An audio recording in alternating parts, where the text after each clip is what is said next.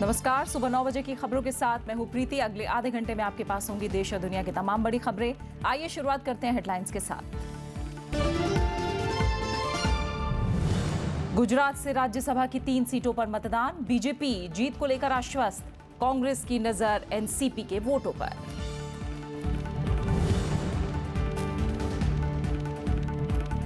जम्मू कश्मीर के माछिल में मुठभेड़ में 5 आतंकी ढेर, गृहमंत्री का सीमाई परियोजनाओं को जल्द पूरा करने का निर्देश, बुनियादी जरूरतों पर जोर।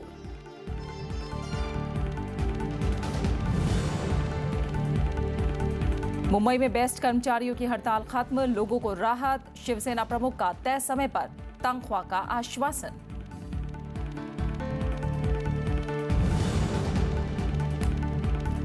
नोटबंदी के बाद बढ़े करदाता, 25% ज्यादा लोगों ने भरा रिटर्न, एडवांस टैक्स कलेक्शन में 42% का इजाफा।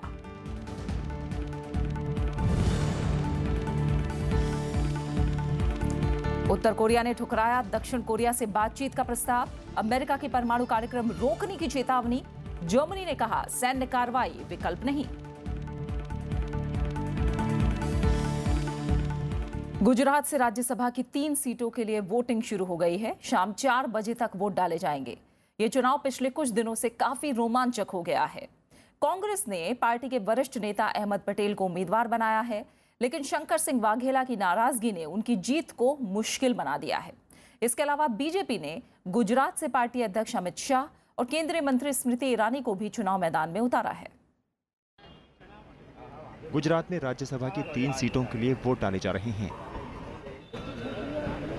इस मतदान पर देश के तमाम राजनीतिक दल नजर बनाए हुए हैं।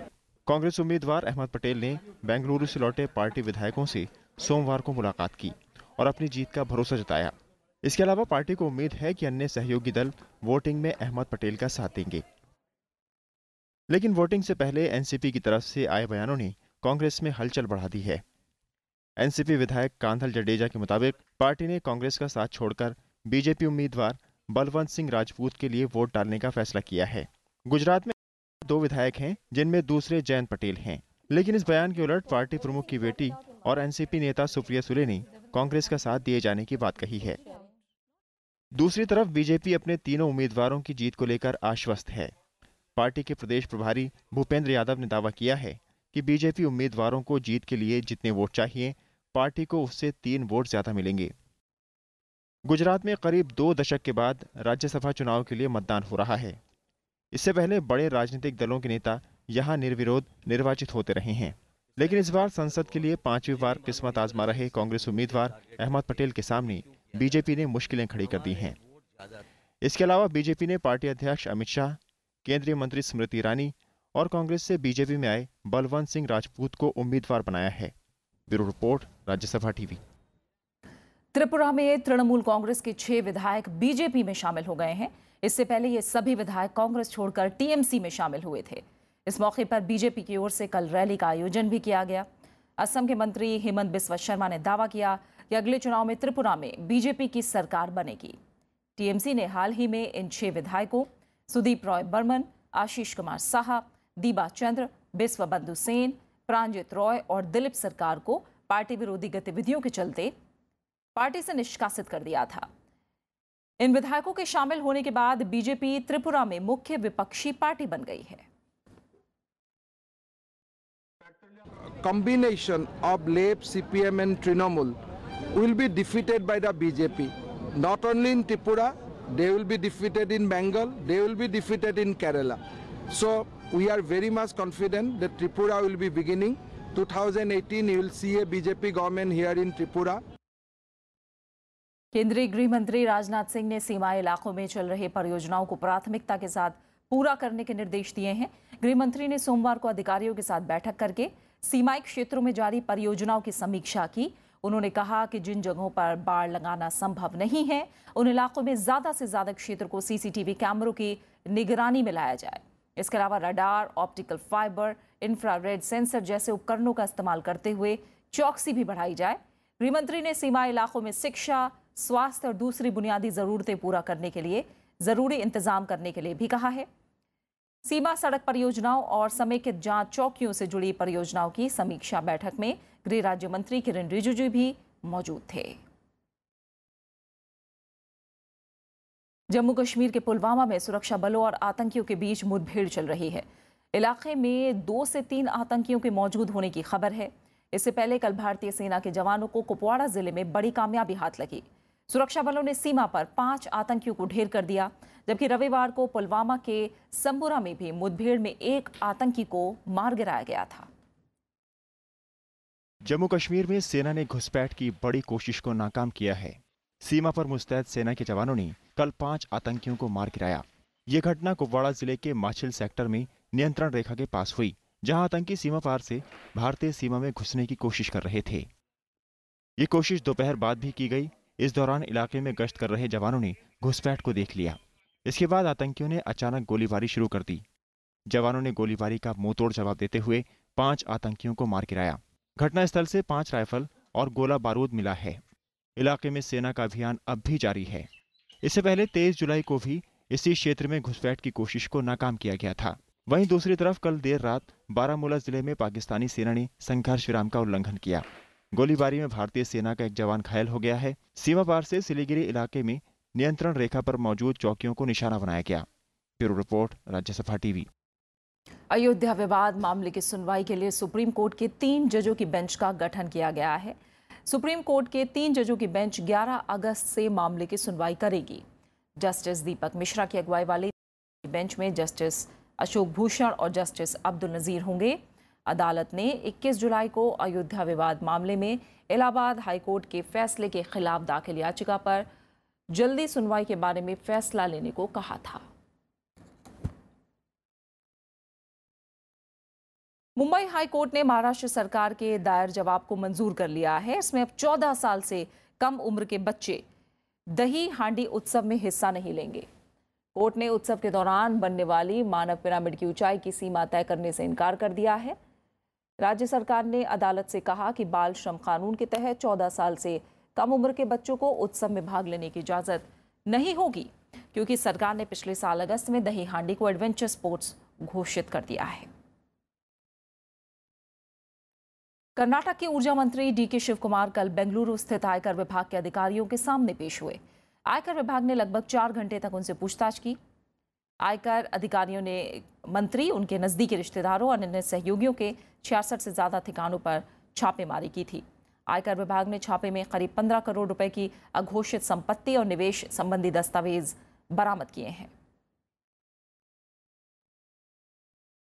They have been summoned us on what statement we have given earlier. They want us to confirm. I have confirmed whatever statement I have given. They were very happy. I am happy. So they have taken care of very well. They have given us good hospitality. I am very happy. They said anything we need, we will call you back. राष्ट्रीय महिला आयोग ने चंडीगढ़ छेड़छाड़ मामले की निष्पक्ष जांच कराने को कहा है। कल चंडीगढ़ पुलिस ने प्रेस कॉन्फ्रेंस करके कहा कि जरूरत पड़ने पर आरोपी के खिलाफ और धाराएं जोड़ी जाएंगी। एसएसपी सिंघल ने पुलिस पर राजनीतिक दबाव से इनकार किया है। कांग्रेस ने इस मामले में हरियाणा और केंद्र सरकार पर निशाना साधा है। कांग्रेस का आरोप है कि राज्य सरकार दोषियों को बचाने की कोशिश कर रही है। इस मामले में आरोपी विकास बराला हरियाणा बीजेपी के अध्यक्ष सुभाष बराला का बेटा है। इससे पहले पुलिस ने शनिवार को विकास को गिरफ्तार किया और फिर जमानत पर छोड़ दिया। बीजेपी ने सुभाष बराला के इस्तीफे से इनकार किया है। पार्टी का कहना है कि कानून अपना काम कर रहा है। मध्य प्रदेश में विस्थापितों के पुनर्वास के लिए आंदोलन कर रही सामाजिक कार्यकर्ता मेधा पाटकर को पुलिस ने धरने से हटा दिया है। भूख हड़ताल पर बैठी मेधा पाटकर की हालत नाजुक होने की वजह से उन्हें अस्पताल में भर्ती कराया गया है। उनके अनशन का कल 12वां दिन था। मुख्यमंत्री शिवराज सिंह चौहान ने ट्वीट के जरिए मेधा से अनशन खत्म करने की अपील की थी। उन्होंने ट्वीट करके कहा कि सरदार सरोवर बांध के विस्थापितों को बेहतर से बेहतर सुविधा दिलाने के लिए हर संभव प्रयास किया गया है और ये आगे भी जारी रहेगा।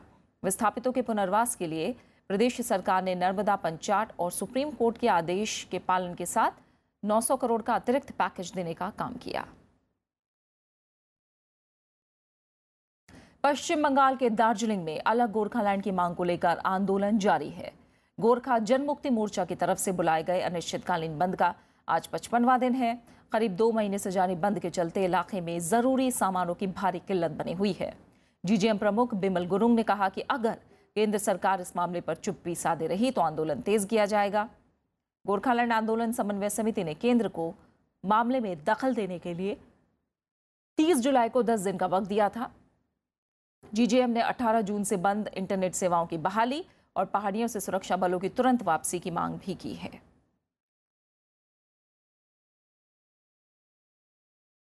राष्ट्रीय विमानन company air India Pawan Hans limited में हिस्सेदारी बेचने के मुद्दे पर आज संसदीय समिति की बैठक होनी है। इस दौरान अलग अलग पक्षकारों की राय जानी जाएगी। परिवहन, पर्यटन और संस्कृति संबंधित संसदीय स्थायी समिति मामले में नागर विमानन मंत्रालय, विनिवेश और लोक संपत्ति विभाग का रुख जानने के लिए चर्चा करेगी। तृणमूल कांग्रेस के सांसद मुकुल रॉय की अध्यक्षता वाली इस समिति में 31 सदस्य हैं। वित्त मंत्री अरुण जेटली की अध्यक्षता में मंत्रियों का एक दल एयर इंडिया के प्रस्तावित विनिवेश के सभी पहलुओं का अध्ययन कर रहा है। आर्थिक मामलों से संबंधित कैबिनेट समिति ने एयर इंडिया में विनिवेश पर विचार के लिए जून में सैद्धांतिक मंजूरी दी थी। एयर इंडिया पर 52,000 करोड़ रुपए से ज्यादा का कर्ज है। दिल्ली विधानसभा का आज से मॉनसून सत्र शुरू हो रहा है। इसके तहत सदन की कार्यवाही 4 दिन तक चलेगी। इस दौरान दिल्ली सरकार न्यूनतम मजदूरी दिल्ली संशोधन विधेयक 2015, दिल्ली समयबद्ध सेवा पाने का नागरिकों का अधिकार संशोधन विधेयक 2015 और नेताजी सुभाष प्रौद्योगिकी संस्थान संशोधन विधेयक को फिर पेश करेगी। दिल्ली विधानसभा ने इन तीनों विधेयकों समेत कुल 14 विधेयकों को पारित किया था और केंद्र सरकार के पास मंजूरी के लिए भेजा था, लेकिन इन तीनों बिलों पर केंद्र ने आपत्ति दर्ज कराई थी। खबरें जारी है, लौट रहे हैं एक छोटे से ब्रेक के बाद।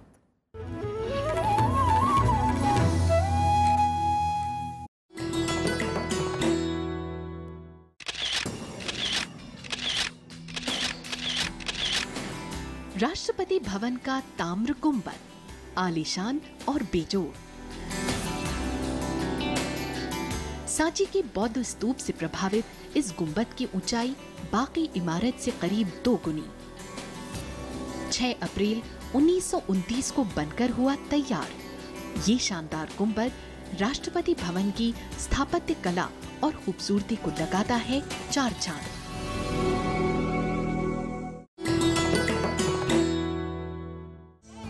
नमस्कार, विरासत के इंद्रधनुषी संसार में आपका स्वागत है। I am Bhupen Hazarika.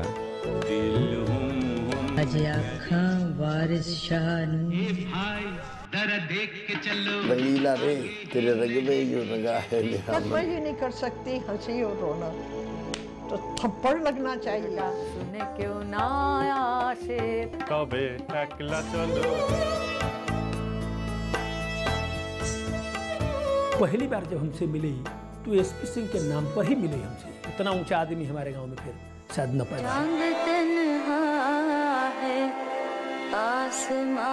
कहेगा फूल हर कली से बार बार जीना। सरकारी पुरस्कार मिले, उसे लोगों ने याद किया और वही सबसे बड़ी। होश वालों को खबर क्या, बेखुदी क्या चीज।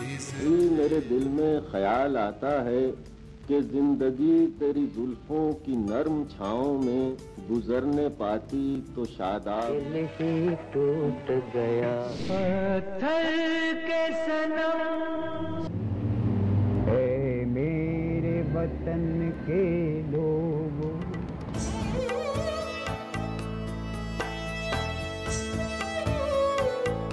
देखिए विरासत सिर्फ राज्यसभा टेलीविजन पर।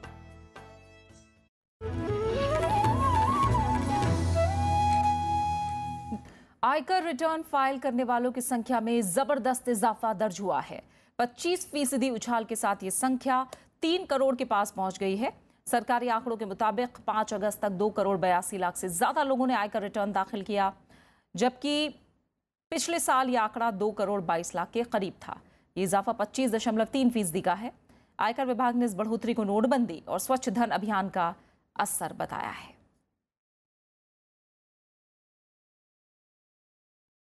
वित्त मंत्रालय के मुताबिक की वजह से बड़ी संख्या में नए करदाता टैक्स दायरे में आए हैं और इसके साथ ही एडवांस टैक्स कलेक्शन भी बढ़ा है। निजी आयकर के मामलों में इस साल 5 अगस्त तक पिछले साल के मुकाबले एडवांस टैक्स कलेक्शन में करीब 42% की बढ़ोतरी हुई है। निजी और सार्वजनिक क्षेत्र के बैंक कर्मचारी संघ ने 22 अगस्त को राष्ट्रव्यापी हड़ताल का आह्वान किया है।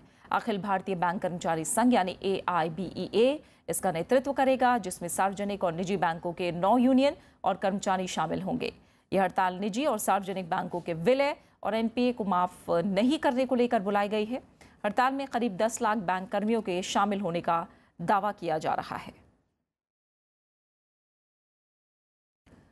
सरकार की घरेलू इस्तेमाल के लिए LPG पर सब्सिडी खत्म करने की फिलहाल कोई योजना नहीं है। पेट्रोलियम मंत्री धर्मेंद्र प्रधान ने कहा है कि गरीब और आम लोगों के लिए LPG और केरोसिन पर सब्सिडी जारी रहेगी। त्रिपुरा की राजधानी अगरतला में पेट्रोलियम मंत्री ने प्रधानमंत्री उज्ज्वला योजना की शुरुआत की और इसके तहत गरीबी रेखा से नीचे के 20 परिवारों को LPG कनेक्शन बांटे। धर्मेंद्र प्रधान ने बताया कि भारत सरकार पूर्वोत्तर में LPG संकट से निपटने के लिए चटगांव से त्रिपुरा तक नेचुरल गैस के ट्रांसपोर्टेशन के लिए पाइपलाइन बिछाना चाहती है और इसके लिए उनके मंत्रालय ने बांग्लादेश सरकार से बात की है। It's a project with involving a neighboring country. They have their own sovereign rules and regulation. This discussion is at the diplomatic level. Now we are starting to implement one product pipeline from Silchar, Siliguri to Parvatipura, Tripura of the Bangladesh. Simultaneously, we have asked their help to put up a pipeline from Chittagong port to Agartala. Mumbai में शिवसेना प्रमुख उद्धव ठाकरे के हस्तक्षेप के बाद best बसों की हड़ताल खत्म हो गई है। Brihan Mumbai electric supply and transport यानी बेस्ट संघ ने वेतन के सही समय पर भुगतान सहित अन्य मांगों को लेकर रविवार रात से हड़ताल पर जाने का निर्णय लिया था। नगर निकाय और बेस्ट के बजट का विलय करने के आश्वासन के बाद कल कर्मचारियों ने हड़ताल खत्म की। शिवसेना प्रमुख ने कहा कि बेस्ट कर्मचारियों की मुख्य समस्या वेतन का समय पर नहीं मिल पाना है। उन्होंने आश्वासन दिया कि हर महीने की 10 तारीख को उन्हें बकाया दे दिया जाएगा। बेस्ट करीब 3,700 बसों का संचालन करता है, जिसमें रोजाना 30 लाख से ज्यादा यात्री सफर करते हैं। भारत में बीते 65 साल में प्रति व्यक्ति आय करीब 10 गुना बढ़ने के बावजूद जन्म के समय लिंग अनुपात में भारी कमी आई है। इसके अलावा बेटे की चाह में जाली दवाओं का सेवन करने वाले दंपतियों की तादाद में भी इजाफा हुआ है। ऐसी दवाओं के सेवन से जन्मजात बच्चों में कई बीमारियां पाई गई हैं। पेश है खास रिपोर्ट। भारत में बेटे की चाह रखने वाले दंपत्ति अक्सर नकली दवाएं बेचने वालों के झांसे में फंस जाते हैं। इन दवाओं के सेवन से लड़के के जन्म का दावा किया जाता है, हालांकि इसके गंभीर परिणाम भुगतने पड़ते हैं। हाल ही में आई रिपोर्ट में कहा गया है कि ऐसी दवाओं के सेवन से जन्म से ही बच्चे लिंग दोष से जुड़े पाए जाते हैं, लेकिन फिर भी ऐसी दवाओं का इस्तेमाल बढ़ रहा है। स्पूरियस ड्रग की बात कर रही है। पहली चीज़ तो उसके अंदर साल्ट में क्या है, वो क्या गारंटी दे रहे हैं, सिर्फ वो बनाने वाला ही जानता है। मैं तो ये कहूँगा वो भी नहीं जानता, लेकिन वो जानता है कि मेरा माल इस चीज़ के ऊपर आराम से बिक जाएगा, तो वो दुनिया को बेवकूफ़ बना रहा है। सेकंड चीज़ ये कि सरकार को ये देखना चाहिए कि इस प्रकार के भ्रामक जो एडवर्टीजमेंट अखबारों में आते हैं उनको पकड़ के इमीडिएटली अंदर कर दे कि तुम कैसे गारंटी देते हो। रिपोर्ट में कहा गया है कि आमतौर पर 0.5% महिलाएं इन दवाओं का सेवन करती हैं, लेकिन अगर परिवार में पहले बेटी का जन्म हुआ हो तो इन दवाओं के सेवन की दर 10% तक पहुंच जाती है, जबकि 2 लड़कियां होने पर 40% तक महिलाएं इन दवाओं का इस्तेमाल करती हैं। राज्यसभा में भी इस मुद्दे पर चिंता जताई गई है। बीजेपी सांसद विनय पी सहस्त्रबुद्धे के मुताबिक लिंग दोष के साथ पैदा हुए बच्चों को समलैंगिक समुदायों को देने के मामले सामने आए हैं। People were induced to consume certain drugs which are medically not established, clinically not proven, and even then they consume those drugs, and those drugs create a havoc and with the child who is still in the womb. And thereafter what happens is that it distorts the natural process of formulating his gender. लिंग चयन और कन्या भ्रूण हत्या की वजह से भारत लिंग अनुपात के मामले में काफी असंतुलित है। विश्व बैंक के मुताबिक 2031 तक भारत में प्रति 1000 पुरुषों पर 936 महिलाएं होंगी, जो 1951 के बाद सबसे कम दर होगी। हालांकि सरकार ने कन्या भ्रूण हत्या को रोकने के लिए कई नियम लागू किए हैं, लेकिन अब भी लिंग चयन को लेकर कड़े कदम उठाने की जरूरत है। कृति मिश्रा के साथ bureau report, Rajya Sabha TV. Iran पर लगे अमेरिकी प्रतिबंध के बीच भारत ने कहा है कि चाबहार बंदरगाह जल्द ही काम करना शुरू कर देगा। सड़क यातायात और जहाजरानी मंत्री नितिन गडकरी की ईरान यात्रा के बाद विदेश मंत्रालय ने कहा है कि अफगानिस्तान को क्षेत्रीय और विश्व के बाजार से जोड़ने के लिए भारत और ईरान मिलकर इस प्रयास में लगे हैं। नितिन गडकरी 2 दिनों की ईरान यात्रा के बाद भारत लौटे हैं। तेहरान में उन्होंने ईरान के नवनिर्वाचित राष्ट्रपति हसन रूहानी के शपथ ग्रहण समारोह में भारत का प्रतिनिधित्व किया। चाबहार बंदरगाह भारत के लिए रणनीतिक रूप से काफी अहम है। यहां से अफगानिस्तान को जोड़ने के लिए सड़क मार्ग का निर्माण हो चुका है। आसियान के साथ रिश्ते मजबूत करने के लिए भारत अगले महीने लघु और मध्यम उद्योगों का एक शिखर सम्मेलन आयोजित करेगा। मनीला में हुए मिकांग गंगा सहयोग पर मंत्रिमंडलीय स्तर की बैठक में विदेश राज्य मंत्री वीके सिंह ने इसकी घोषणा की। विदेश राज्य मंत्री ने कहा कि अक्टूबर में दिल्ली में आसियान भारत कनेक्टिविटी शिखर सम्मेलन भी होगा, जिसमें आसियान और पूर्व एशिया के देशों के साथ सड़क संपर्क को आगे बढ़ाने पर विचार किया जाएगा। फिलहाल भारत म्यांमार से लेकर थाईलैंड तक सड़क बना रहा है। इसके पहले विदेश राज्य मंत्री वीके सिंह ने आसियान पर रीजनल फोरम और आसियान मंत्रिमंडलीय बैठक को भी संबोधित किया। From the Indian perspective, ASEAN occupies a central place in the security architecture of Asian Pacific region. It is our view that precisely because ASEAN represents the cultural, commercial, and physical crossroads of the region, it has the unique ability to reflect and harmonize larger interests of the world beyond it. Pakistan के नवनियुक्त विदेश मंत्री ख्वाजा आसिफ ने भारत के साथ बातचीत की इच्छा जाहिर की है। उन्होंने पाकिस्तान के सियालकोट में मीडिया से बातचीत में कहा कि कश्मीर मुद्दे को बातचीत के जरिए ही सुलझाया जा सकता है। उन्होंने अपनी पश्चिमी सीमा पर अशांति को खत्म करने के लिए भारत और अफगानिस्तान के साथ संयुक्त रूप से बातचीत की पेशकश भी की। पाकिस्तान के विदेश मंत्री ने कहा कि सिंधु नदी जल संधि में कोई बदलाव नहीं होना चाहिए। साथ ही उन्होंने अमेरिका पर आरोप लगाया कि वो इस संधि को ध्वस्त करने की कोशिशों में लगा है। कोरियाई प्रायद्वीप में लगातार बढ़ रहे तनाव के बीच दक्षिण कोरिया और उत्तर कोरिया के विदेश मंत्रियों के बीच मनीला में मुलाकात हुई। इस मुलाकात के दौरान दक्षिण कोरिया ने तनाव कम करने का प्रस्ताव दिया, जिसे उत्तर कोरिया ने ठुकरा दिया। इस बीच जर्मनी ने कहा है कि उत्तर कोरिया पर सैन्य हमला एक गैर जिम्मेदाराना कदम साबित होगा। मनीला में आसियान और अन्य देशों की क्षेत्रीय बैठक में उत्तर कोरिया और दक्षिण कोरिया के विदेश मंत्रियों ने संक्षिप्त मुलाकात की। बैठक में दोनों देशों के बीच तनाव कम करने के तरीकों पर बातचीत हुई। इस दौरान उत्तर कोरिया ने दक्षिण कोरिया पर अमेरिका के साथ मिलकर बेवजह का दबाव बनाने का आरोप लगाया। उत्तर कोरिया ने कहा कि मौजूदा हालात में दक्षिण कोरिया के प्रस्तावों में संजीदगी नहीं है। इस बीच चीन ने कहा है कि उत्तर कोरिया को समझदारी दिखानी चाहिए। 所以中方来讲，作为韩国和朝鲜的邻国，我们当然希望南北能够改善关系。 इससे पहले संयुक्त राष्ट्र सुरक्षा परिषद ने उत्तर कोरिया पर नए प्रतिबंध लगाने के संकल्प को सर्वसम्मति से स्वीकार कर लिया। चीन समेत सभी 15 सदस्यों ने संकल्प के पक्ष में वोट दिया। अमेरिका ने कहा कि इन प्रतिबंधों के बाद उम्मीद है कि उत्तर कोरिया अपने परमाणु कार्यक्रम पर फिर से विचार करेगा। And I think the strong UN Security Council resolution unanimously approved, working in coordination with China and Russia both, to put out a statement from the Security Council that I think is quite clear in terms of there being no daylight among the international community as to the expectation that North Korea will take steps to achieve all of our objectives, which is a denuclearized Korean peninsula. इन प्रतिबंधों से उत्तर Korea की अर्थव्यवस्था को $1 अरब का नुकसान होने की आशंका है। अमेरिकी राष्ट्रपति डोनाल्ड ट्रंप ने इन प्रतिबंधों की सराहना की है। इधर जापान और दक्षिण कोरिया समेत तमाम आसियान देशों ने उत्तर कोरिया के परमाणु कार्यक्रम और हाल के मिसाइल परीक्षणों को क्षेत्रीय सुरक्षा के लिए खतरा बताया है। Bureau report, Rajya Sabha TV. Venezuela में सैन्य अड्डे पर हमले के बाद फरार हुए 10 हथियारबंद लोगों की तलाश की जा रही है। इससे पहले वेनेजुएला के उत्तर पश्चिमी शहर वेलेंसिया में करीब 20 लोगों ने सैन्य अड्डे पर हमला किया था। 2 हमलावरों को सुरक्षाकर्मियों ने मार गिराया, जबकि 1 हमलावर जख्मी है। 7 लोगों को गिरफ्तार भी किया गया है। इस बीच राष्ट्रपति निकोलस मदुरो ने सेना को इस हमले को नाकाम करने के लिए बधाई दी है। सत्ताधारी सोशलिस्ट पार्टी ने इसे आतंकी हमला बताया है। वेनेजुएला में बीते अप्रैल से सरकार के खिलाफ विरोध प्रदर्शन हो रहे हैं।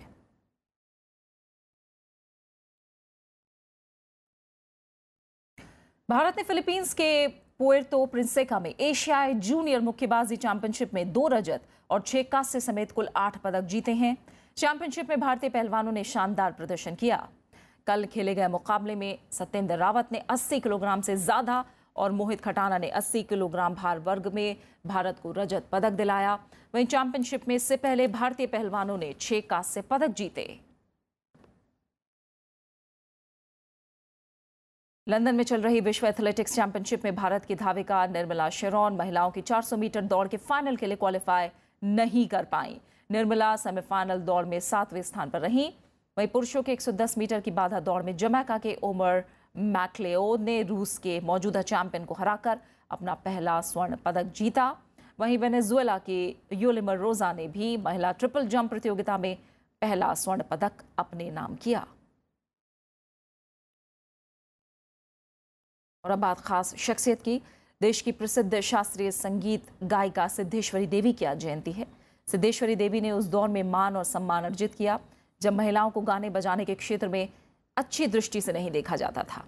ठुमरी गायन में उन्हें निर्विवाद साम्राज्ञी माना गया है। पद्मश्री पुरस्कार से सम्मानित सिद्धेश्वरी देवी 1908 में वाराणसी में पैदा हुई। उनका बचपन का नाम गोनो था और उन्हें सिद्धेश्वरी देवी नाम प्रख्यात विद्वान और ज्योतिषी पंडित महादेव प्रसाद मिश्र ने दिया। सिद्धेश्वरी देवी को कला क्षेत्र में योगदान के लिए पद्मश्री के अलावा साहित्य कला परिषद, संगीत नाटक अकादमी और केंद्रीय संगीत नाटक अकादमी जैसे कई सम्मान मिले। आधुनिक हिंदी साहित्य के प्रमुख स्तंभों में से एक भीष्म साहनी की भी आज जयंती है। रावलपिंडी में पैदा हुए भीष्म साहनी ने विभाजन के बाद भारत आकर समाचार पत्रों में लिखना शुरू किया।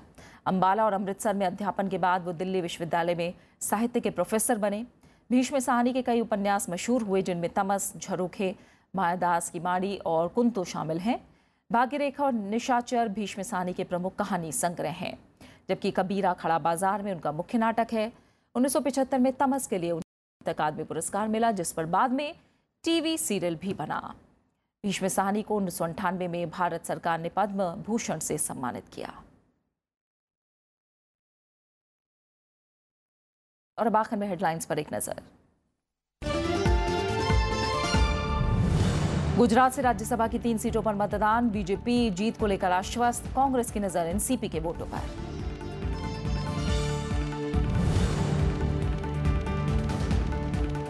जम्मू कश्मीर के माछिल में मुठभेड़ में 5 आतंकी ढेर।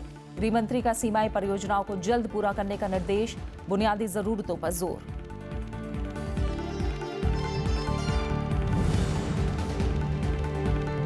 मुंबई में बेस्ट कर्मचारियों की हड़ताल खत्म। लोगों को राहत। शिवसेना प्रमुख का तय समय पर तनख्वाह का आश्वासन।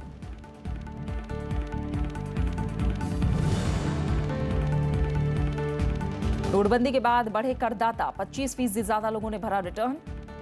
एडवांस टैक्स कलेक्शन में 42% का इजाफा।